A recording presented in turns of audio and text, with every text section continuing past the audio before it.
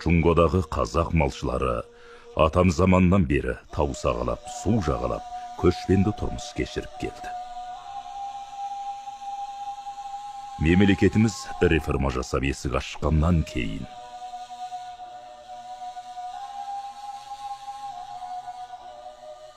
малшы қауымның тұрмысында тың өзгерістер бола бастады.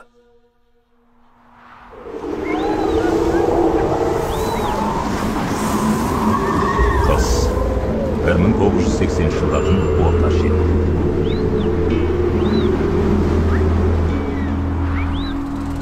Қаржыгер, Қауқан.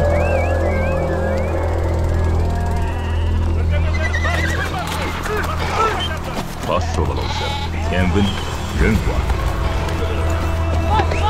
Бас бақылаушы, Жуши, Сисин, Күлшан Тұрақын, Жаңхун. Жобалаушы, Жаңтайғы, Люге, Әбдіғұтыр, Әбдес. Бақылаушы, Мұқият Рамазанова, Жөнде.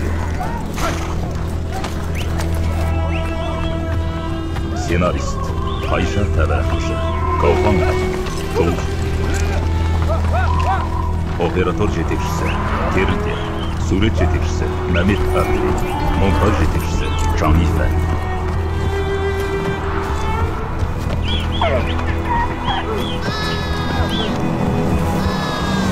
Композитор Маңлисы, Мейрамбек Ақсай. Монтаж Жәлел Әбдес, Жаңинже. Дыбыс жетекшісі Хуаңже. Қосанжар дыбыс жетекшісі Хуаңже. Әрет құрып ақылшысы атқарушы фильмдер Мақсат Қадырхан.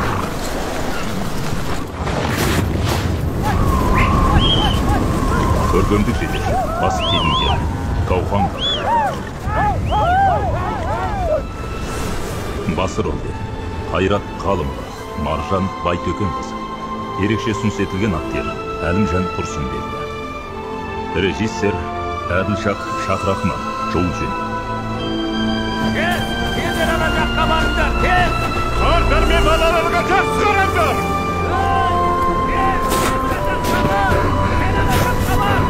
Әне бір адам жатыр!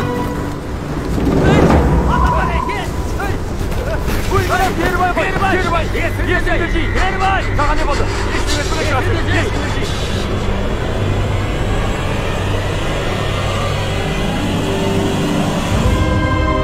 Өмір ағысында.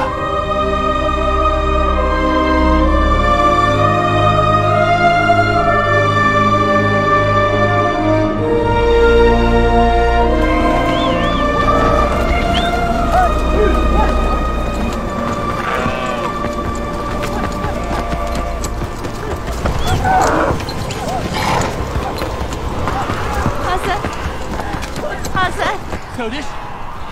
Ne oldu? Olmağım kelip barad. Tez. Attan sürüşü. Çök. Tez. Havaylandan. Aferin. Hadi tez. Havaylandan. Hani, keyin turun.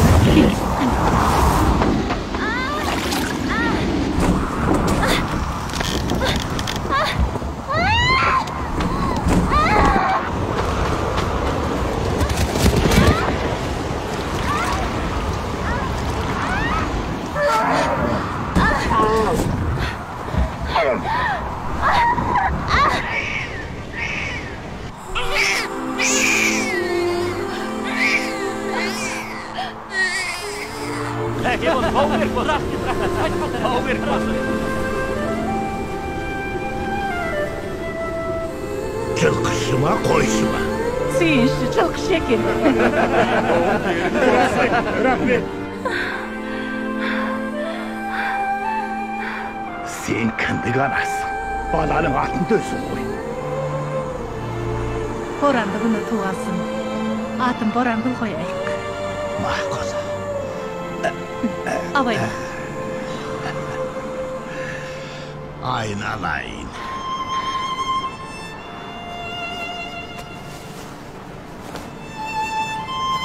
Жүрейік! Жүрейік!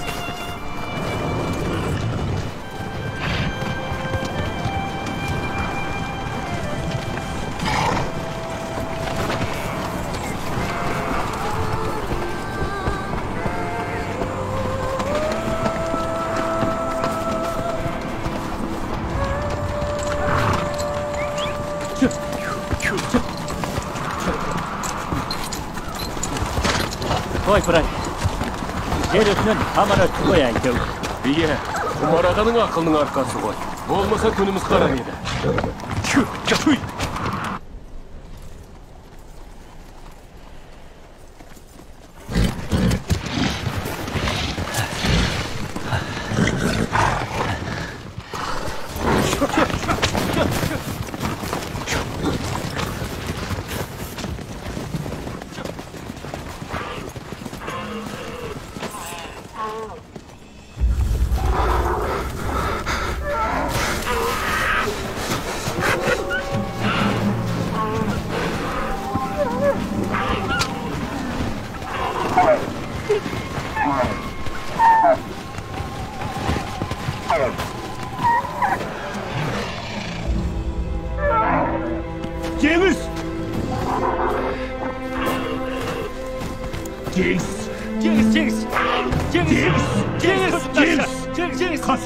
Cengiz!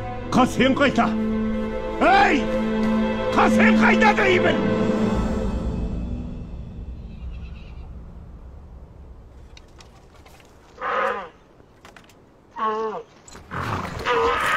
Kadıysa, sözüm tutuldaş. Kadıysa, Kasen ikimiz. Bol yolu talay taptağımız. Sen o ayımdan olaman oraladı. Aman orası kaydaşır. Kayda değil mi? Kayda.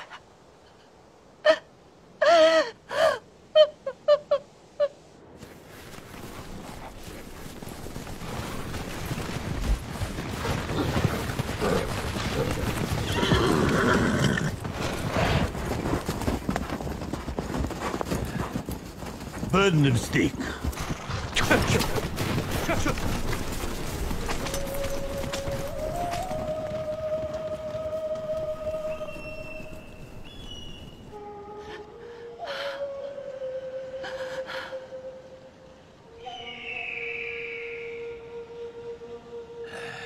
İzlemegen çermiş. Tarpayık. 10 işim oldu. Bәріне мен кінәлімін.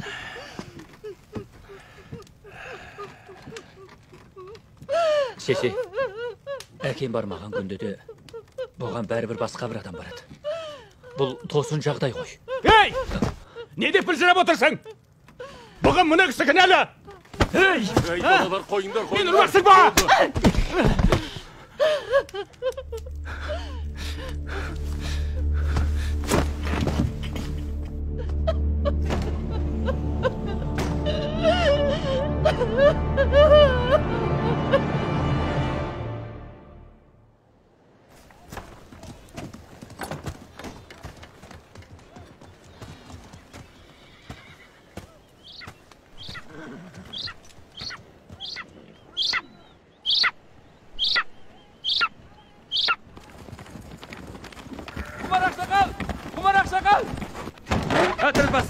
Әтірет бастығы.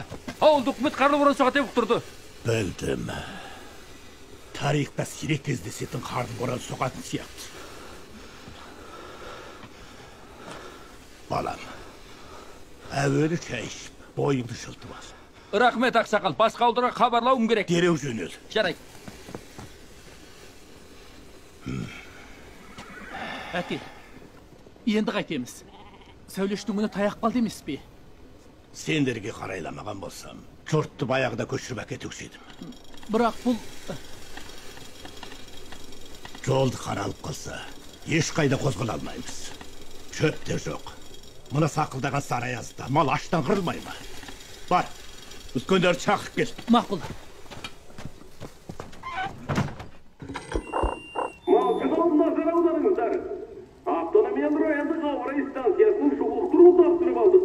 Ертеңнен бастап қарлы боран соғады екен. Алдағы бір аптада ауданымыздың ауа температурасы нөлден төмен 35 центиградқа дейін төмендеп, жел күші 6-7 балл, тіпті 8 баллға жетіп, ақмылтық боран соғады екен.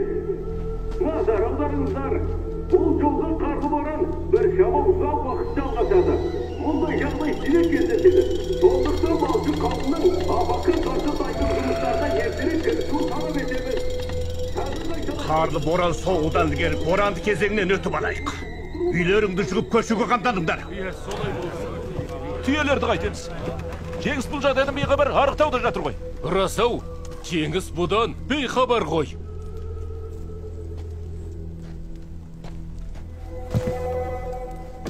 Қасен, сенен басқан қайда адам болмайды. Болмайды. Басқа біреуді неге жұмсамайсың? Ол барса мен алаңсыз боламын. Көшемізде. Бәріміз де қызылтана болып жатырмыз. Жастардың бірін жұмсасақ болмай ма? Жастар көшті бастап соң жинастырады. Қоныс жалады. Мен Қасенге сеніп отырмын. Жеңіс, менің балам, өзім барайын. Жоқ, ол көптің түйесін бағып жүр ғой. Мен барайын. Біз... Олдай, жөніп отырмайсың ба? Мен барамын.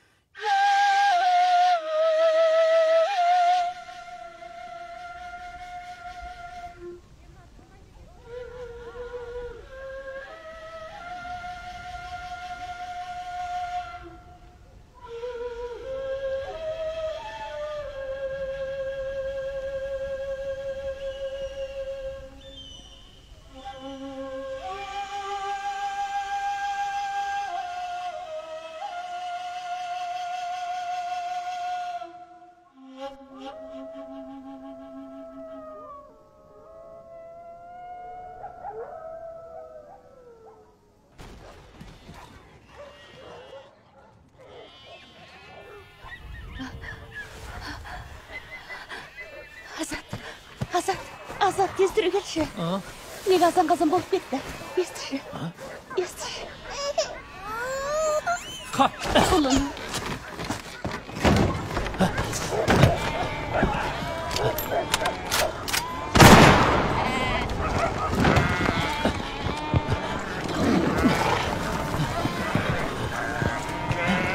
Әке!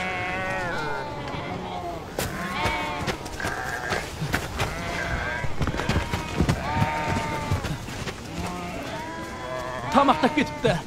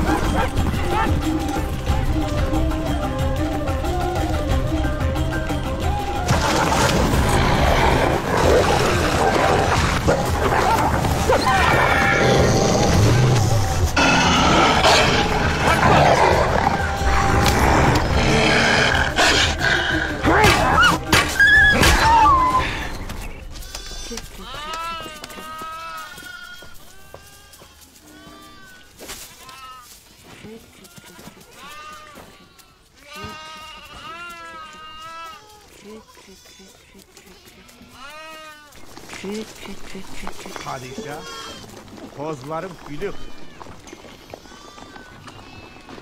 Malım canımın sadakası degen. Mal adamga şan saladı koy deymişsin.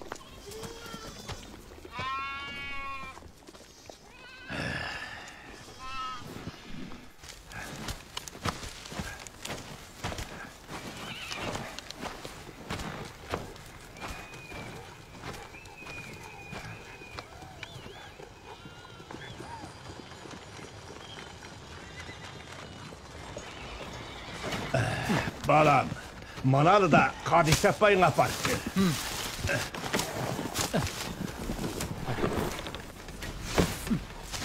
Meh.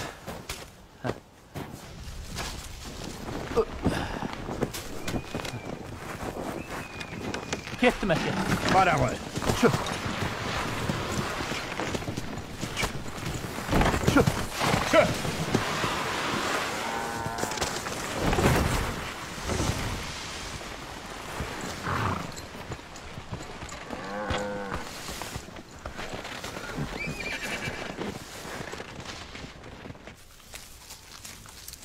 Aksakal. Oh. Qoylarınız çöptün tamırında koyar emas. Keler жыла mınarağa çöp шығат дегенге, әйте өз басымыз сенбеймін. Iya. Hazır köşüğün vaq emes. Navruz ötken soň köktewdükke köşemiz. Mağul.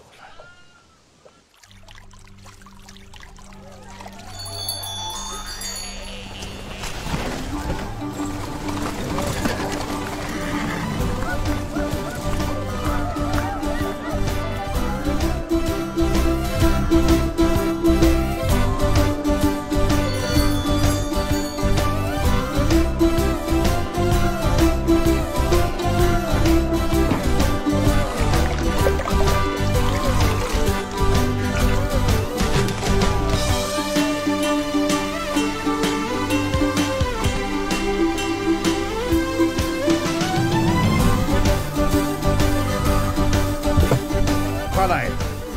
Melek söt görüp Navruz'a salып oturmuz. Жаңа bir yıl bastaldı.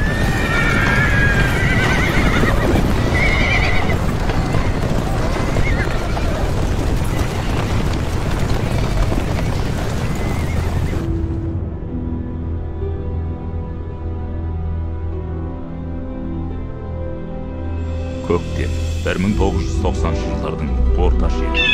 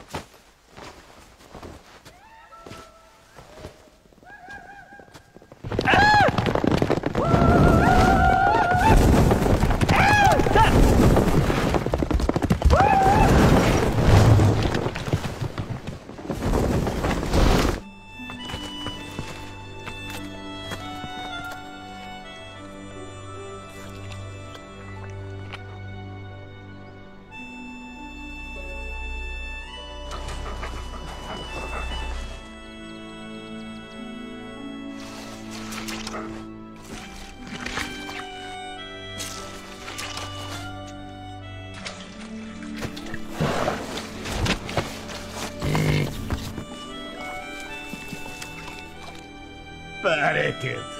Tuğup aldı.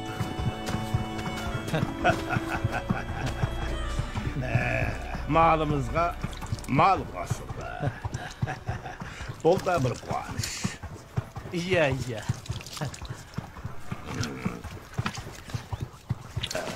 Sıyırımız koy buzavladı. Bırak Kadişe apaydın ingelinin kuyu öte neşer eken.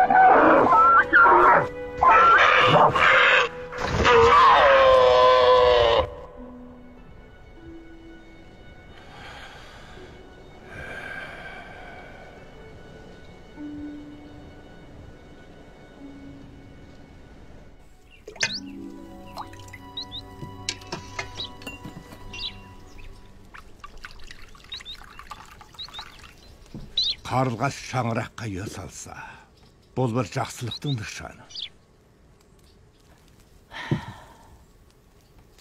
Айтасың ғой.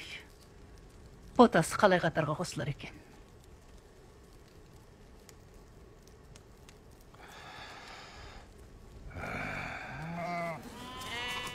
Мынаған не болған? Әке! Қараңызшы!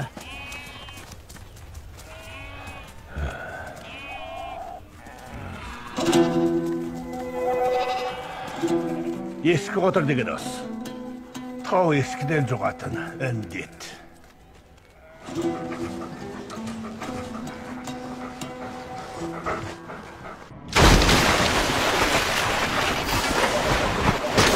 Ey, gezek bözdeki! Lan bozsun geliyordu! Bizlerdi gerek yemeğini boğa! Askmanlar! Birden salayın. Rannağa bir toğuttan soğuk aldı. Casın Duruz, asıklayın! Öldüremiz! Eski oturun kıyın eken. Menin boramdan da bir talay mal şığın bol demesi. Kıyın bol.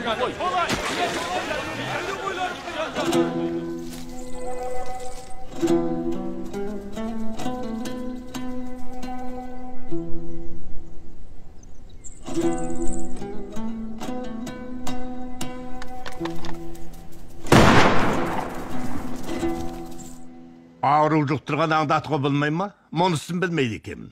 Емдатпасам болды ғой. Ағай, мылтықты тізінде боламыз. Сосын сақшы бөлімшесіне тапсырамыз. Мұнараға қолыңызды қойыңыз.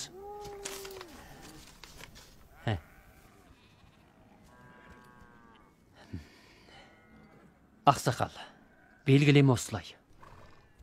Ата бабамыздан бері мылтық ұстап келеміз. Бірақ біз адам атып көргеніміз жоқ. Бұны қой білеміз, енді аңатудың өзі заңға қайшы. Солай ақсақал, Уаң бастық дұрыс айтады. Бүркітіңізді ермек үшін ұстай беріңіз. Бірақ аңға салуыңызға болмайды. Бұл да белгілеме. Бұдан бұлай атпасам болды ғой. Алайда, бұл мылтығымды бере алмаймын. Әкемнен қалған мұра. Ақсақал, бізді бүйтіп қинамаңызшы. Осы мылтықтың арқасында жаны қалған атаң саған айтпады ма? Біздің үйдегілер сізге тәні риза. Сіз болмасаңыз, атам баяғыда.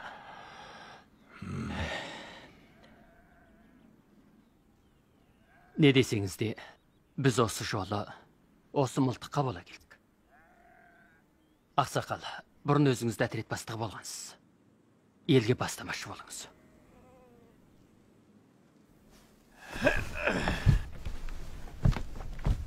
Ақсақал, siz... Ақсақал, бұл белгілеме. Жақсырақ ойланып көріңіз. Оғал, қамшын далда. Қараң düşür.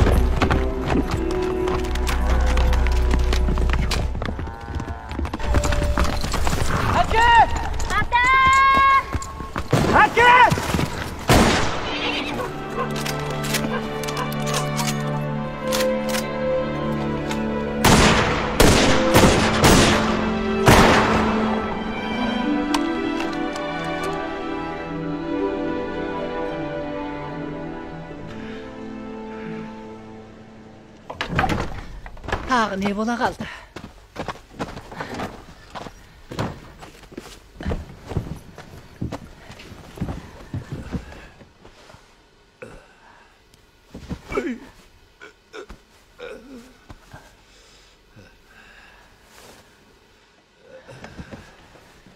Алжыған-ау, буыныңды тайдырыпсың. Мұны салуда қиын. Әшей, бір аман табыңызшы.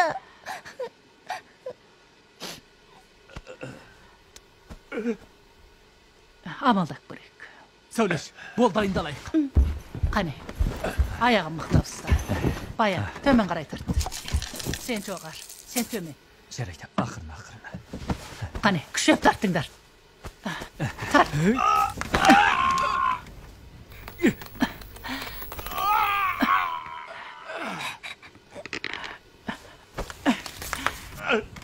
Тартыңдар.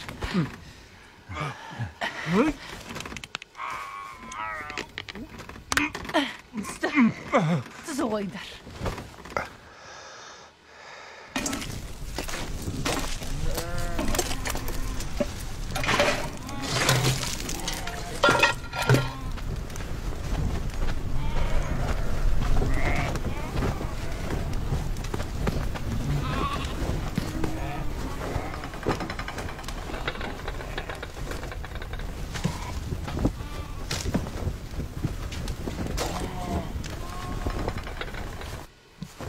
Қане, жаңа пысқаннан ыстықтай жеп ал.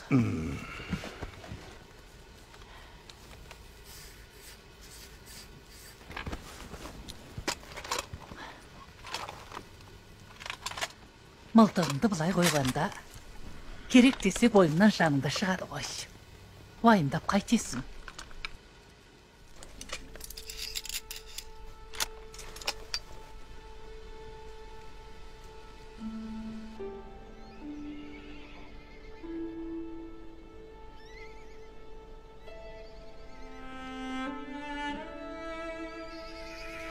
Малтығыңды қимай отырсың ба?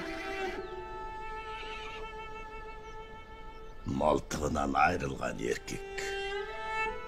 Еркек бола ма? Қолыңдағының бәрін сыпырып алған жоқ қой. Жүйрек ат, қыран бүркіт, ұшқыр тазың бар.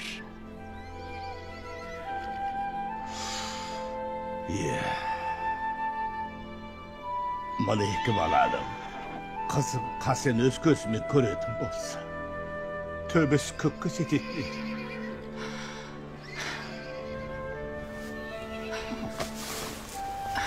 Қадиша. Кезінде, келінім босанат деп көштіге шевілдетпегенде, қарлы боранға да ұрынбас едік.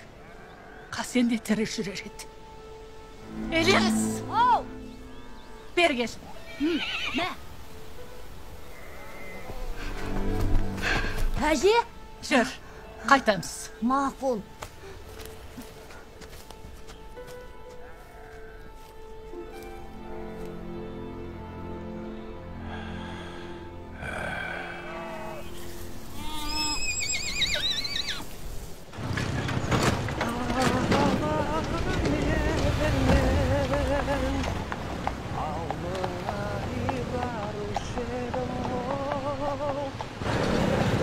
сәлеметсіз бе?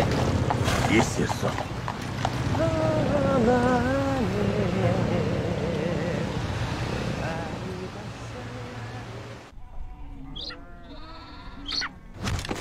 Çöp болмаған соң сиыр да су алып кетеді екен.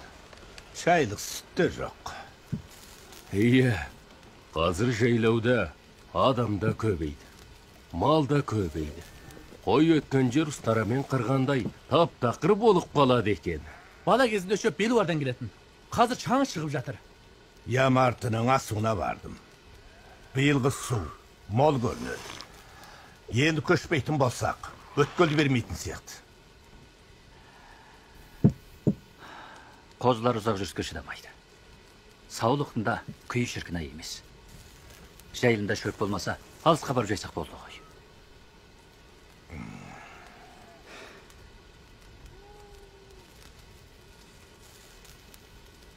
Үш күннен кейін көшеміз.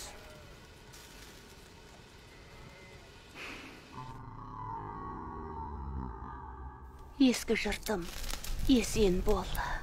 Амандықпен оралайық.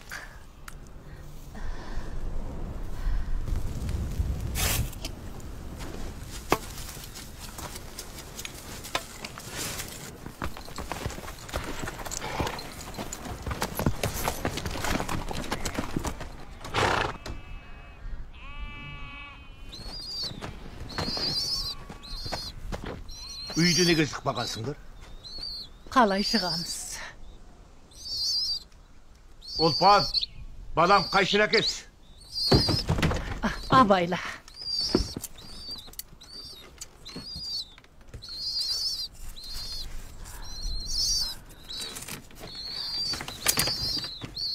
Ілияс, Ау, мынаны мамағашқа көшірейік. мақұл. Болады.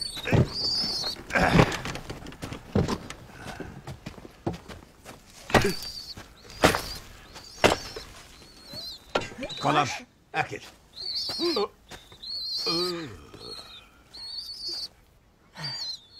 Әсілі, балапандарын шырған соң көшеміз ғой деп ойлаған. Енді көрім болды.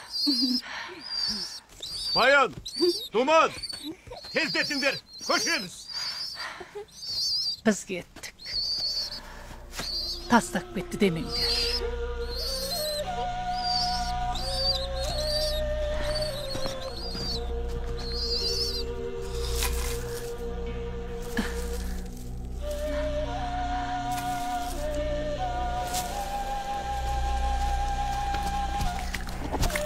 Aytor olğanşa, aman bolunlar.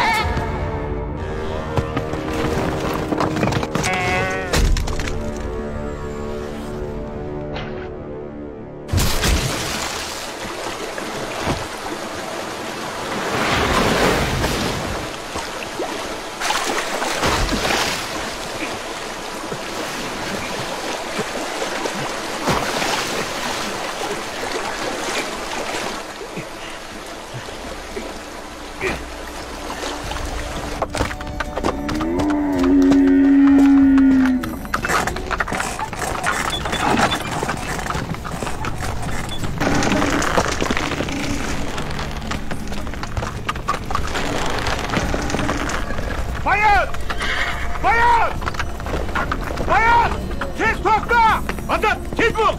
Bayan! Kokta! Bayan! Bayan kokta! Tez! Abayla! Abayla! Abayla!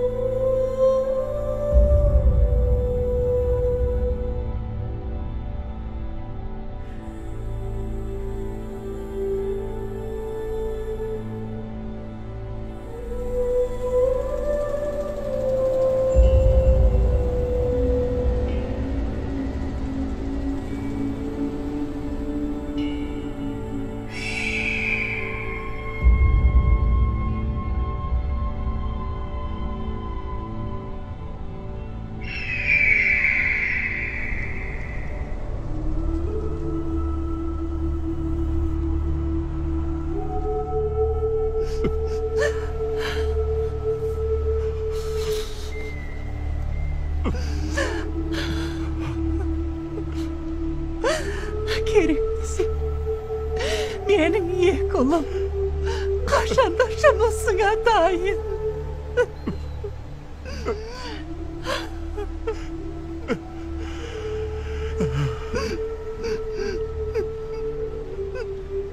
Süreyget. Köşken el bizni kütüp oturgan çıkar.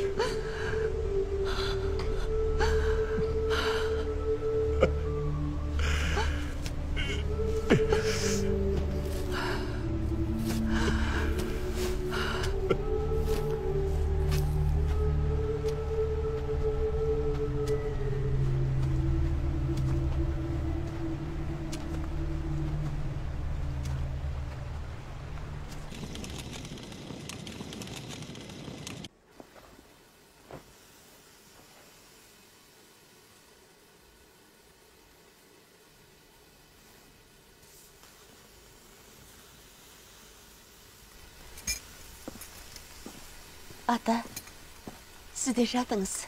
Әлі ерте ғой. Мына жүгенді майламағалда ұзақ уақыт болған екен. Балам, Ау, ата. мен де қартайдым. Sen енді Атасын күту келінің борышы ғой. Осы шаңырақтан кетпеймін.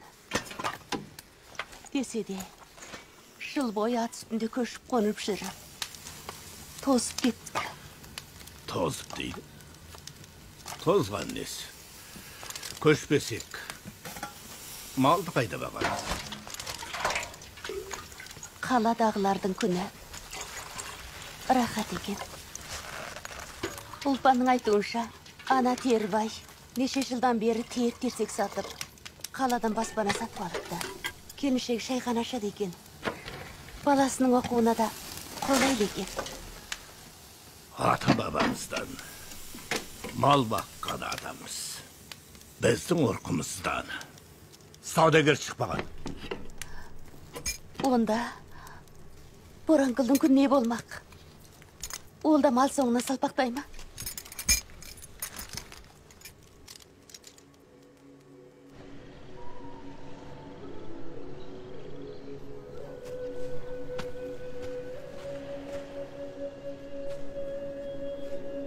Ата, ертеректе малыңыз.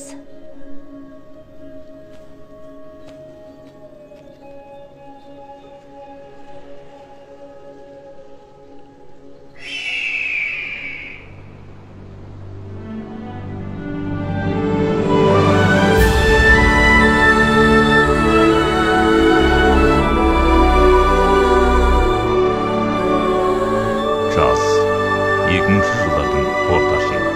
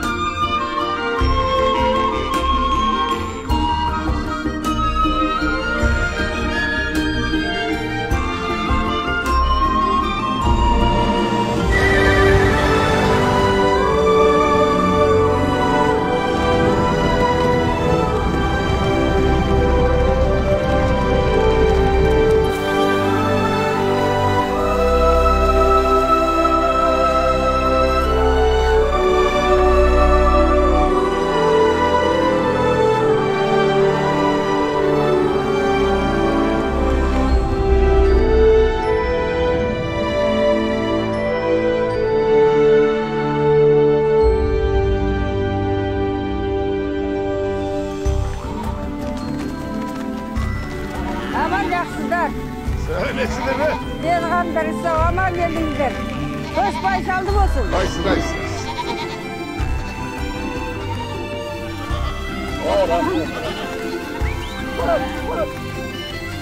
Oy rahmet. Soldarınız olsun, aman barınızlar. Aysın. Al bırak. Amaçlıkla gezgin. Al evde, hayçkanlarınız olsun, aman barınızlar. Gel. Dur çarp melek.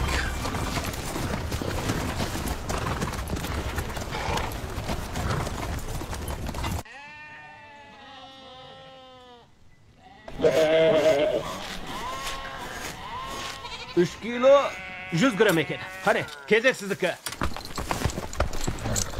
Hani.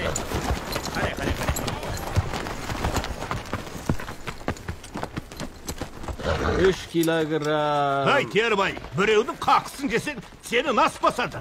Yengbekten besem canımdı kalay bakalım. Akşa tapsam boldu koy. Hani geliniz. Özünün ne isteyip жүргеніңді білесің бе? Rencimeyiz şaksakal. Aksakal, bir qarаңыз. Kәрі қойдың етін ешкім жемейді. Солай шығады? Ал, атан серкенің төбетін 5 жыл тарайтын болсаң байыпшыға келмейсің бе? Ақша тапсаң, дұрыс жолмен тап. Ой, ақсақал. Сіз өзі қайдағын айтып тұрсыз ғой. Мен қазір мына жұртты баю жолына бастаймын деп тұрмын, солай ма қалайық? Жарайды, онда өз шаруамызға кірісейік. Бір-бірден келіңіздер. 3 кило 300 грамм, асықпай келіңіздер. 2 кило 300 грамм екен, қане. Енді сізге кел.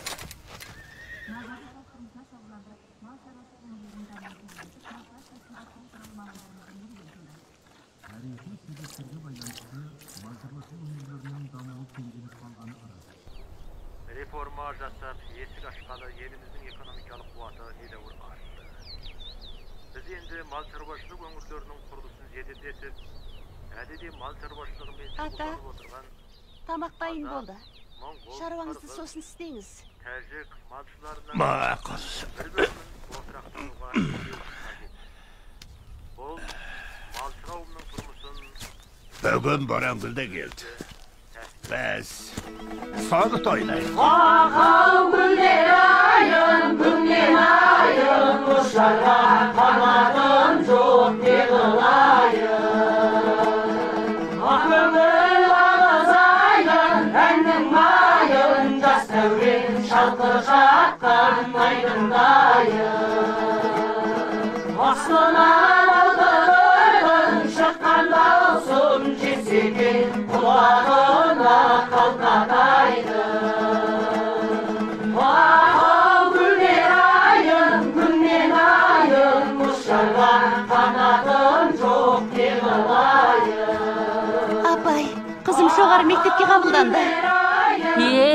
Бейжіңге баратын болыпты ғой. Жақсы болды. Қанатын жоқ неғылайын.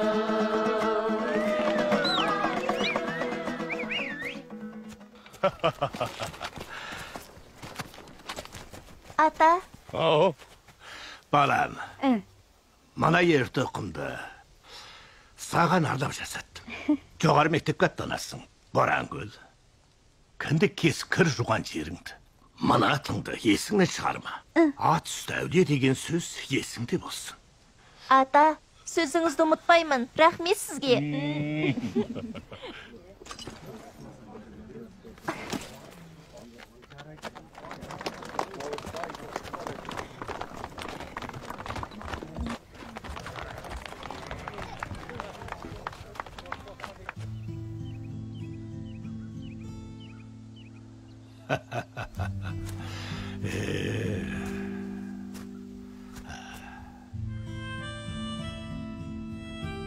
Ілиясқа кеткен болды ғой. Көзді ашып жұмғанша екеу де есейді. Борангүл мен Ілияс бірін-бір ұнатып қалса жақсы болар еді.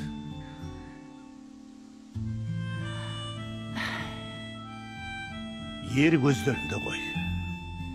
Сен екеуінің істе киіліп. Қасені қазасына бола. Мені қашанға дейін кінәлайсың, Қадиша?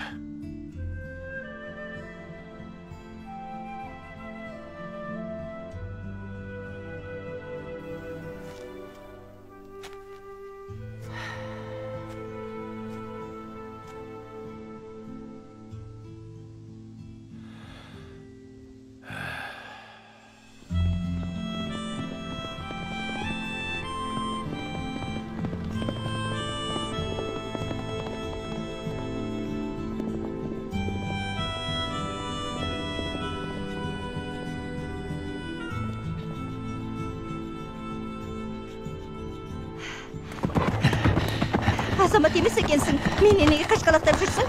Жігіт болсаң келер жылда емтихан тапсыр. Мен сені мектепте күтемін. Мен оқымаймын. Шоферлік үйренемін. Болашақтағы көлігім әкемнің жылқысынан да көп болады.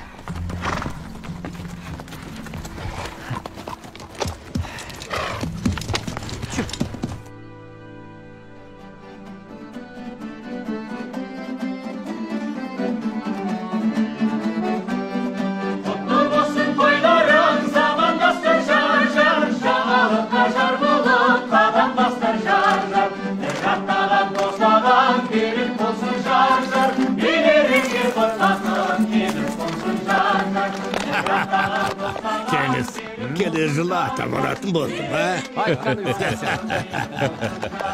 Тілеуілішек, жылқышыны жақсы көресің бі, жоқ әлде қойшыны жақсы көресің бі? Бәрі де ұрпақ қой. Адамдардың екі жас, құтты болсын жар-жар, ауылдаудың кезегі, құтты болсын жар-жар. Ата-ананың үмітін ақтаңыздар жар-жар, махаббатты мәңгілік сақтаңыздар жар-жар. Ата-ананың үмітін ақтаңыздар жар-жар, махаббатты мәңгілік сақтаңыздар жар-жар. Махаббатты мәңгілік сақтаңыздар.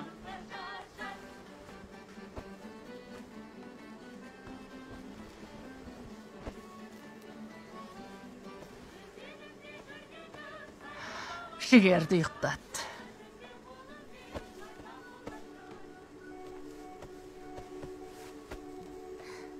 Мақұл апа.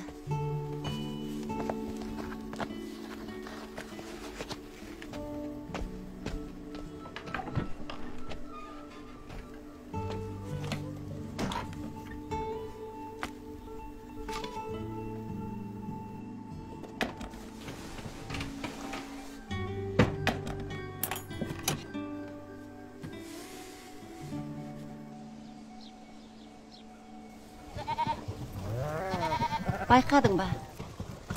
Ілес Боранқұлды ұнататын сияқты. Қыз бала деген ананың қолқа жүрегі ғой. Мен оны қайдан байқамайын. Енді бір айдан соң Боранқұл оқуға аттанады. Шынымды айтсам қимай тұрмын. Сенше Боранқұл енді қайтып орала ма? Азат көзі тірісінде. Дала тірлігі жақсы. Бірақ баланың бағын байлауға болмайды деп айтып отыратын.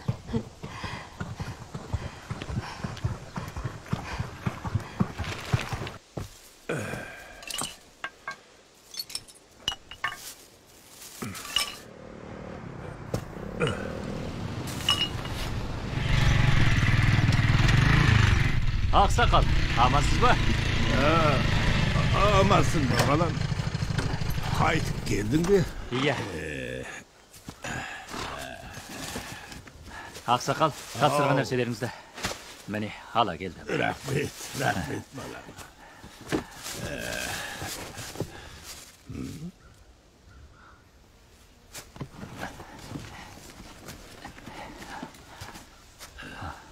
Ей! Сендер не қылған адамсыңдар? Қазбаңдар! Жоғалыңдар! Жоғал деймін! Қазір Құрчөп пен Ақжүректің қаны жерге тимей тұр. Осы нәрселерді Терібай сатып алады дейді. Жап жақсы жайылымның қос қопасын шығарды. Ақшаға қызыққан адам жолдан таяды деген рас екен. Міне, көрген шығарсың. Нағыз түбіт деген осы. Не деген әдемі? Мұнаның бағасы қанша? 2000 yen.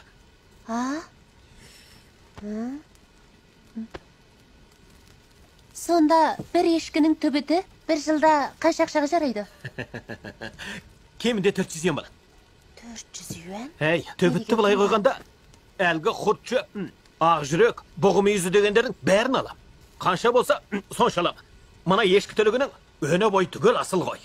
Мұны ауылдағылардың бәрі түсінбейді. Сарнай бермей, жолыңа түс.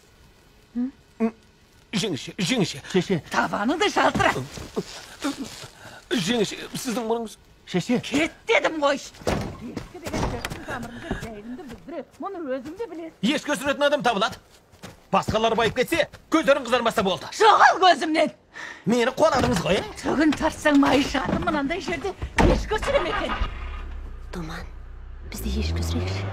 Түбітін сатса, көп ақша болады екен ғой. Шеше мақұл болмайды. Айна. Еш көсірек десем, оған көнбейсің. Жеңгем шақырса, оған да бармайсың. Сені сірә не білген ойың бар? Айна, шеше бесік балады.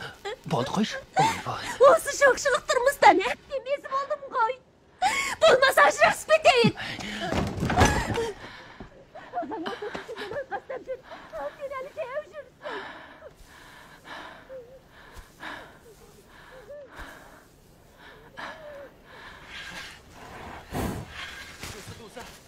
Жүзі сассаң, қойың әсте мұң болмайды. Қой баққаннан бір қой, әпте мез болдым. Қазанда болмаса, қасыққа өкпелеме деген. Біз осы таудан айдылармаймыз. Бәлкім тау саған жарасар. Ал мен бар ғой.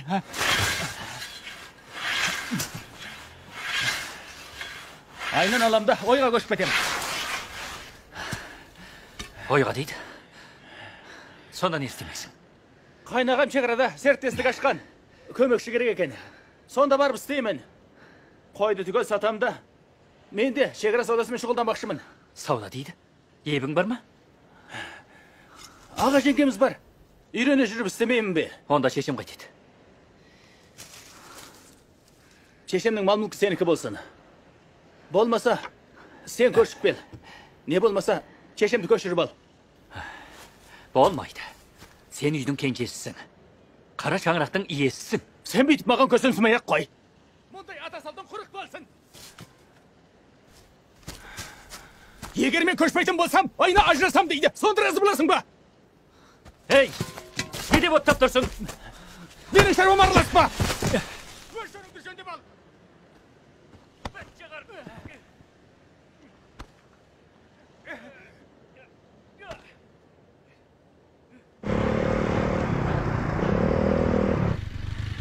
Құмарау, ақылдан тарығып, өзіңді іздеп келдім.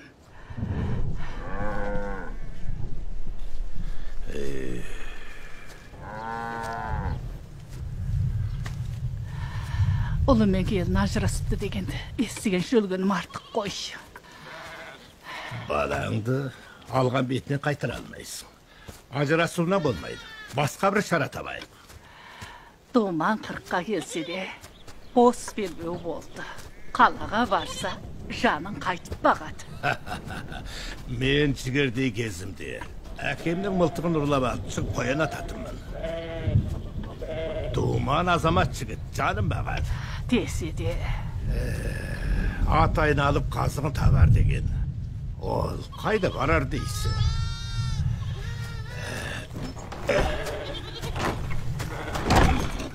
Жүр, асықпай кеңесейік.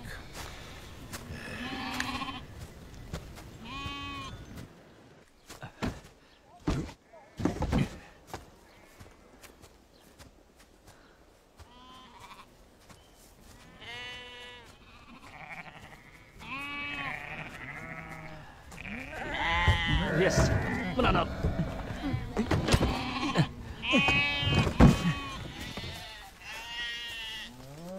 Шеше. Айналайын.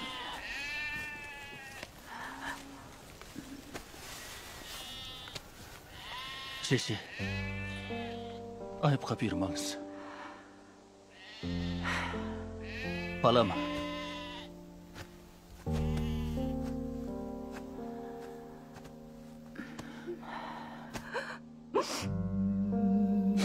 Балама. Әке, қайтып келесіздер ме?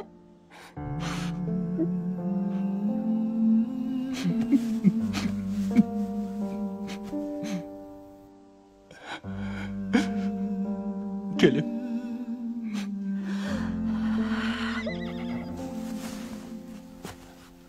Шеше. Мен жүрейін. Денсаулығыңызға көңіл бөліңіз.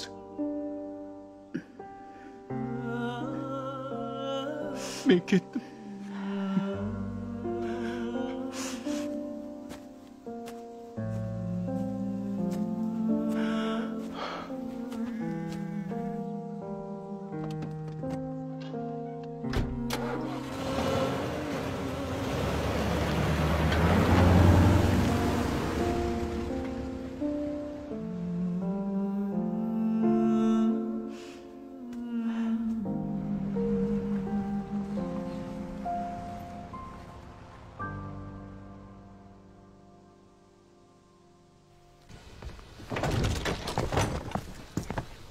Ақсақал, бізді іздедіңіз бе? Иә.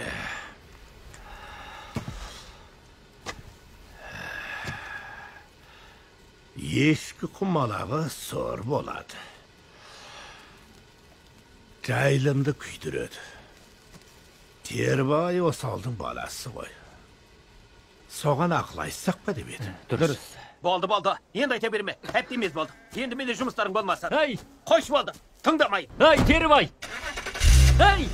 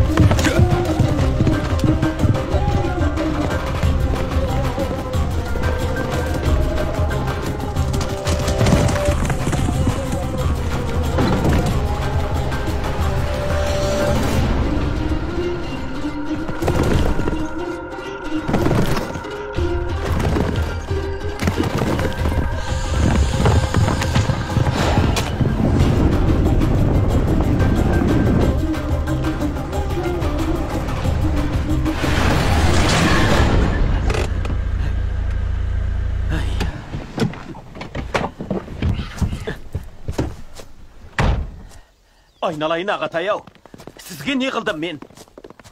Менің сонда не жазығым бар? Заңға қайшы келген жерім бар ма? Әйтеу сіз менің қырсауымнан қалмай қойдыңыз.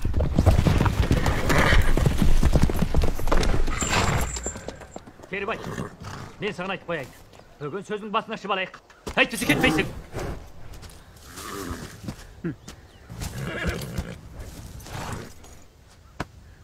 Балам, ата-анаңнан ерте айырылып, ауылдастардың қамқорлығында ер жеттің. Үкімет пен ауылдастарың қораңа мал салып берді. Осы елдің арқасында басыңа үй тігіп, бауырыңа қазан астың. Енді мына ауылдастарыңа ұятты істеме. Ана жылғы қарлы боран есіңде ме? Ауылдан кадрлар құтқармаса, өстіп жер басып жүрер ме едім? Жақсырақ ойлан, балам.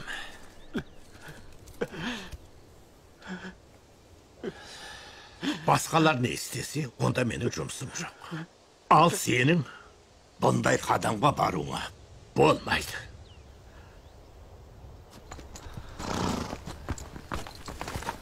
Тербай. Кетші ярым! Саудар мен істемесем де басқалар істейді. Мен істесем неге болмайды екен? Менің де бағаты қатын балам бар. Соларды асырауым керек қой. Маған бәрі бар.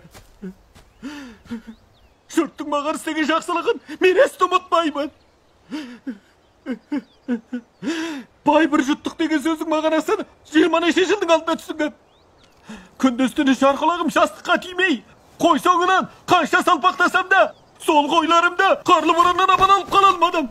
Сенші, мінгерің тозығы жеткен мотоцикл, соған мәз болып жүрсің бе? Ал сенші, сенде не бар еді? Мынандай көлігің бар ма? Сатып ала аласың ба? Көлік! Көлік!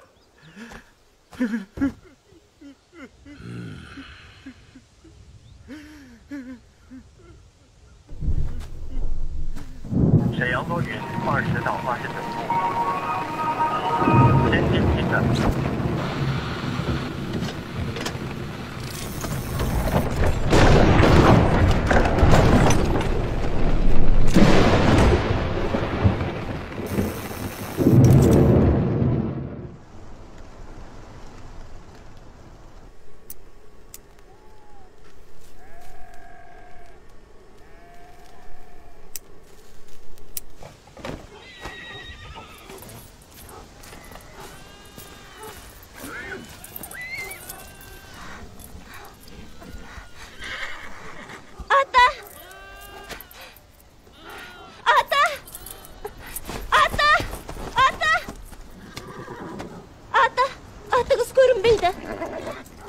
Söylеш.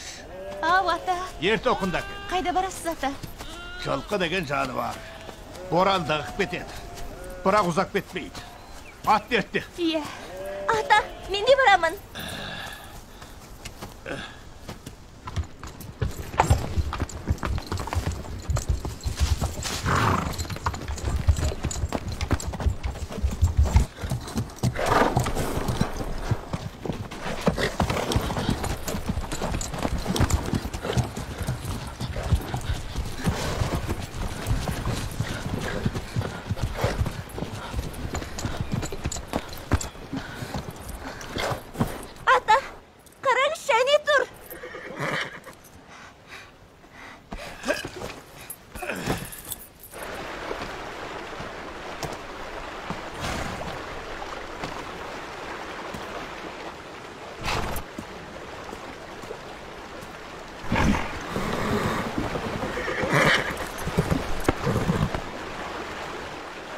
Boran malsızga ketetim bu.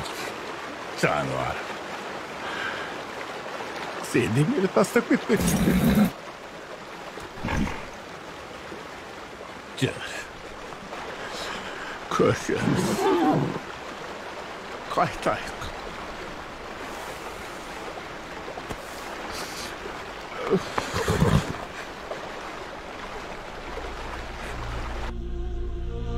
Köşkünde yolumuz oң bolsun.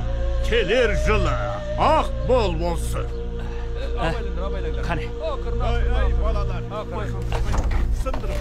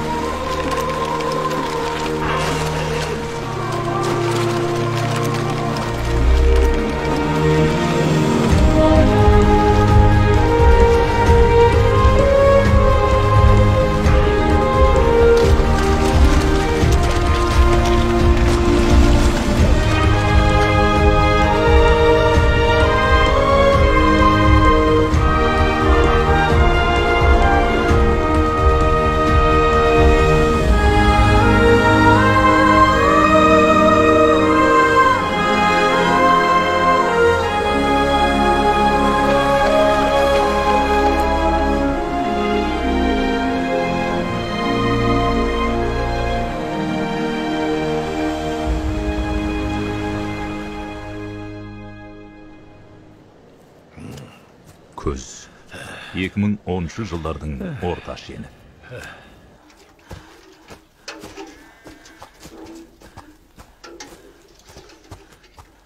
Қазір қай заман? Осы кезде кім қи жағады? Шегер, келе ғой балам. Сонда да ағаш кесуге болмайды. Ағаш болмаса, құста болмайды. Құс болмаса, шегіртке қаптайды. Шегіртке көбейсе, шөп өспейді. Өзің айтшы, шөп өспесе, біз малды қайда бағамыз. Амансыз бата. Amansın be sırağım. Келдің бе? Ay otur otur. Қане. Жылқыларыңды қайттың. Arıqtauға апарып тастадым. Байқаймын, көңілің күтті сияқты ғой. Көңілім құлазый бергенсің. Әңгімелесейін деп келдім.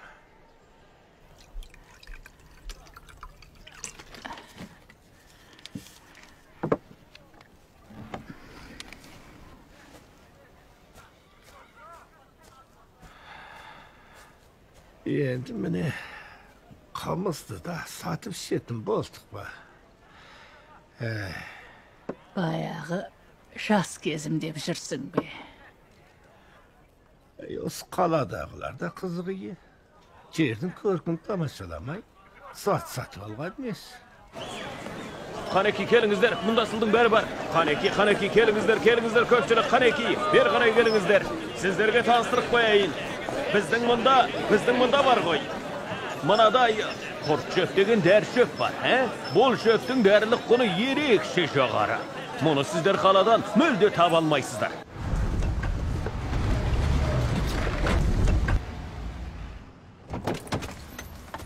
Ана, әже. Sizler munda ekensizler koy.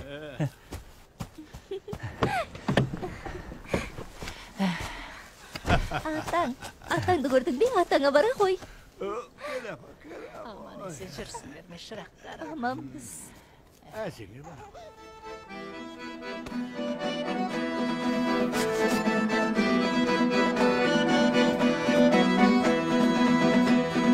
Şimdi kala gitsin toy, tutsan gitsin sünger toy. Ay şırgın ay.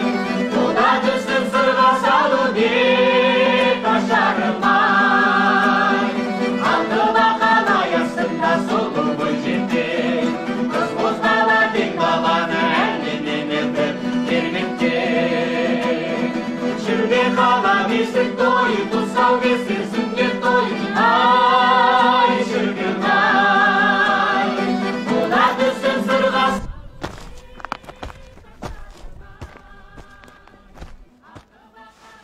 sırga solu bu ciddi. Kız bozmala dik babanı elinden öpüp girmekte. Sonç vaqtdan beri telefonda soqpadim. Al men soqsam almaysın. Kun görsün. Tavır çıqar.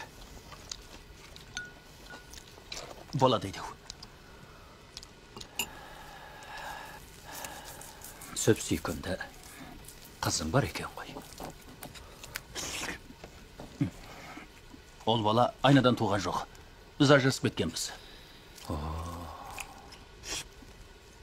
Onda balanın şişesi neke gelmegen?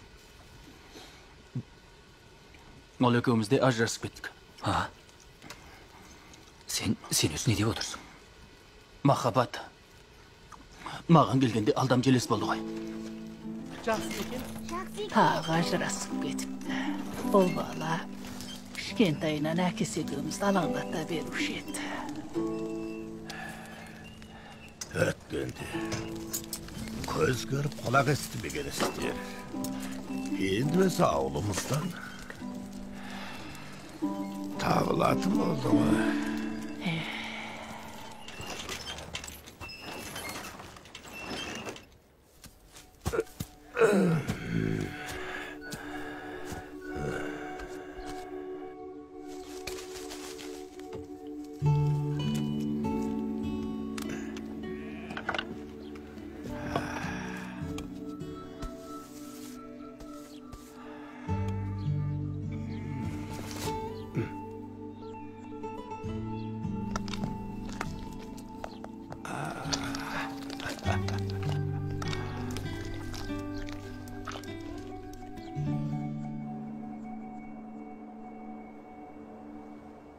Ваң бастық, чай ішіңіз. Ақсақал, қазір үкімет қаржыландырған отырықтан үйіне де салынып бітті. Суы электри де, жолы да дайын. Керек десеңіз емхана мен мектепте бар. Ақсақал, тұрмысқа қолайлы болды ғой. Көшкен әрине жақсы ғой, мұны білем. Жайылымды қорғаған дұрыс. Сонда бұған басқа шара табылмады ма? Ең жақсы шара осы болып отыр. Енді бұдан бұлай көші-қон азабынан құтылатын боласыз. Біздің қазақтар көшеден жалықпайды. Егер көшпесемші. Ақсақал, сіздің көңіл күйіңізді түсініп отырмын. Отырықты тұрмысқа көндігу үшін бұған да белгілі бір барыс керек болатыны табиғи ғой. Айтқаныңа болайын. Күнделікті хабарларды мен де көріп отырмын.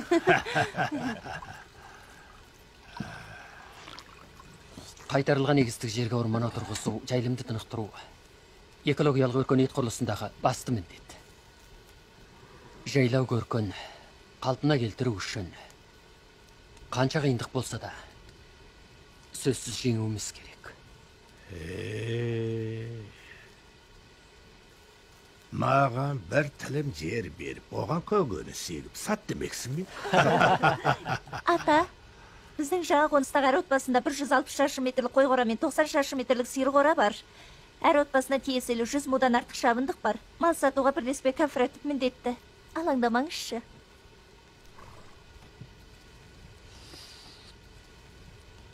Ата.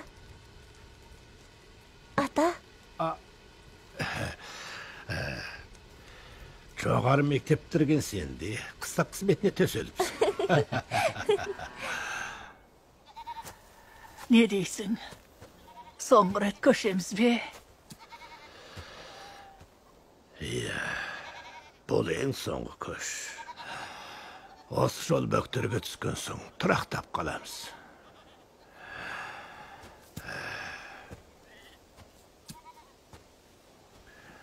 Енді ойласам бұл дүниеге менің де қажетім қалмағандай. Олай деме. Біз де қартайдық. Өзгеріс деген қас қаққанша болады екен. Ата!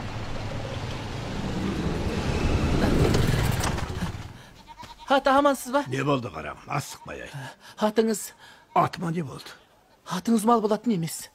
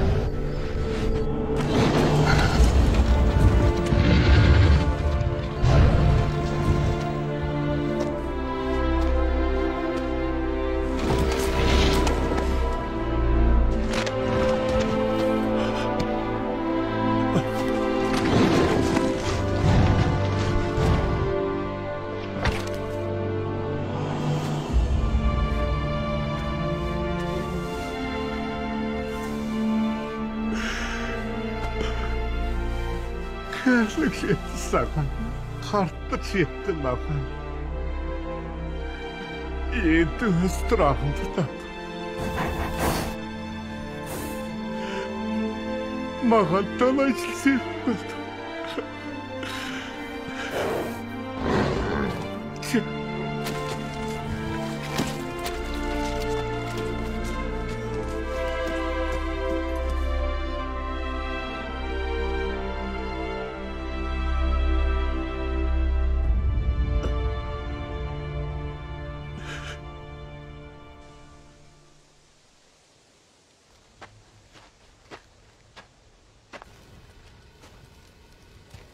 Қайт.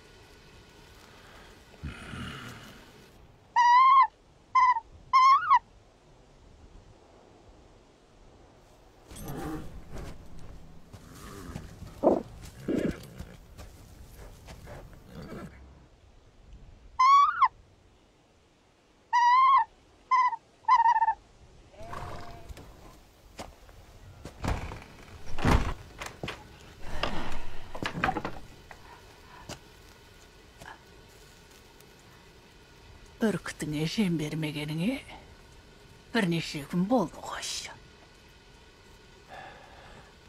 Ашықтыра берсең жирғып, өз жемін тауып жейді. Бізбен бірге бөктерге барғаннан Осында қалғаны жақсы.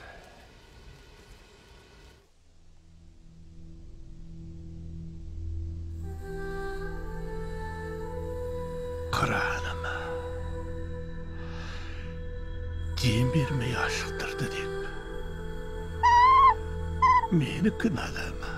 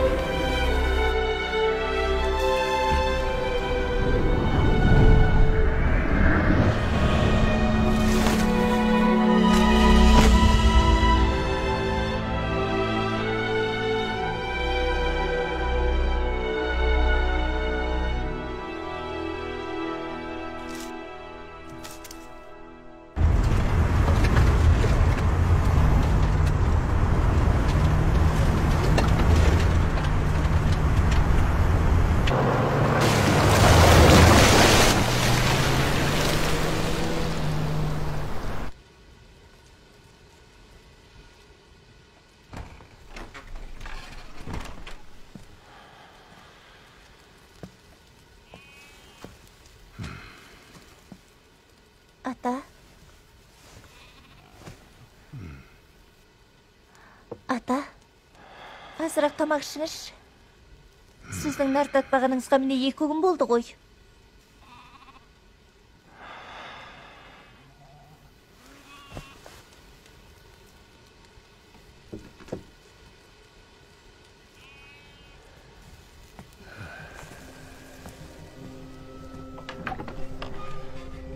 Құрдас-ау, бүркітке де сонша қайғырған бар мекен. Ұзындығын тіл қатпай отырып балалар далаңдаттың ғой. Өйтіп өзіңді қинай бермесен қайтеді, а? Ойлаш өзің, жаңиге көшкен деген жақсылық емес бе? Маған салсаң асығып отырмын. Сонша жабығатындай не болды тәйірі?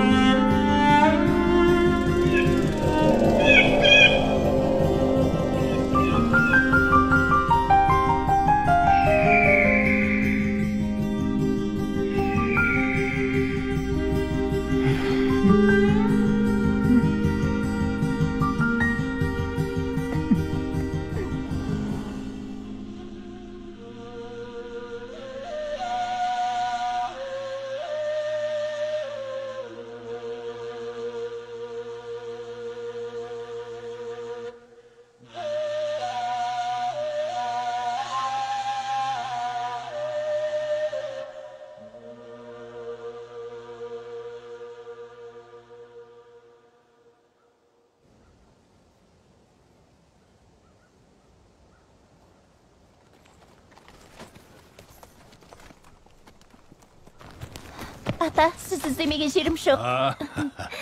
Ертең көшетін болған соң бой жазып келейін деп.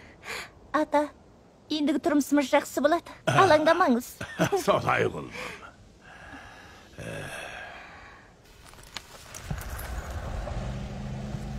Ата.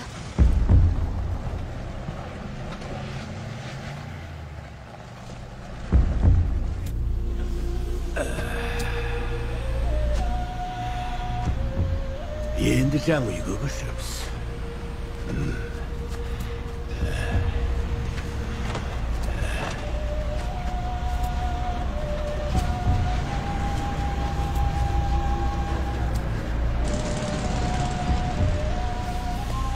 Баян. Ау. Ат та кел. Ата, ат төгіліп отырыңыз. Жаңа қонысымызға 3-ақ сағатта жетіп барамыз. Думан, әкеңнің қамшысын алып кел.